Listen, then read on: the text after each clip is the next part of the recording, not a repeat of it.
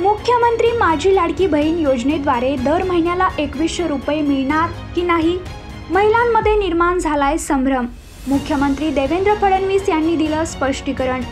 योजनेद्वारे 2100 रुपये मिळणार की नाही आणि मिळालेच तर कधीपासून मिळणार, या सर्व प्रश्नांची उत्तरं जाणून घेऊयात आजच्या व्हिडिओमधून। महायुतीनं विधानसभा निवडणुकीपूर्वी महाराष्ट्रासाठी जाहीर केलेल्या जाहीरनाम्यात मुख्यमंत्री माझी लाडकी बहीण योजनेअंतर्गत रकमेत वाढ करून 2100 रुपये देण्याचं आश्वासन दिलं होतं। त्यामुळे नुकत्याच सादर झालेल्या अर्थसंकल्पीय अधिवेशनात 2100 रुपयांची घोषणा होऊ शकते असा अंदाज व्यक्त केला जात होता। आता या योजनेमार्फत महिलांना दर महिना 1500 रुपये महायुतीच्या वतीनं दिले जातात। मात्र अद्यापही महायुती सरकारनं 2100 रुपयांची घोषणा न केल्यानं विरोधक महायुतीचे हे आश्वासन खोटे असल्याचा दावा करत होते। त्यामुळे महिलांच्या मनातही काहीसा संभ्रम निर्माण झाला होता। परंतु आता मुख्यमंत्री देवेंद्र फडणवीस यांनी हा संभ्रम दूर केलाय।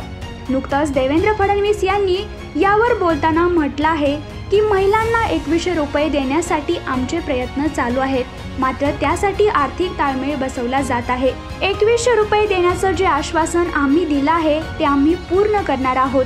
ते कधीपासून देण्यात येतील याबाबत आम्ही लवकरच घोषणा करू। तसेच अर्थसंकल्पादरम्यान 2100 या योजनेअंतर्गत दिले जातील असे कुठलेही आश्वासन देण्यात आले नव्हते। तसेच जाहीरनामा हा 5 वर्षांसाठीचा असल्यानं यासाठीची घोषणा चालू 5 वर्षात कधी होऊ शकते। या सगळ्यावरून स्पष्ट होतं की लाडक्या बहिणींना 2100 रुपये दिले जाणार आहेत आणि ज्यावेळी हा निर्णय होईल तेव्हा मुख्यमंत्र्यांकडून तो जाहीर केलाच जाईल। त्यामुळे महिलांनी विनाकारण समोर येणाऱ्या अफवांवरती विश्वास ठेवू नये, कारण समाजातील विविध घटकांसाठी योजना राबवत असताना अर्थसंकल्पाचा समतोल राखणं देखील गरजेचं असतं। त्यामुळे काहीसा वेळ तर जाणारच। हा व्हिडिओ आवडल्यास जास्तीत जास्त लाईक शेअर करा आणि अशाच नवनवीन व्हिडिओसाठी वृत्तम मराठीला आता सबस्क्राईब करा।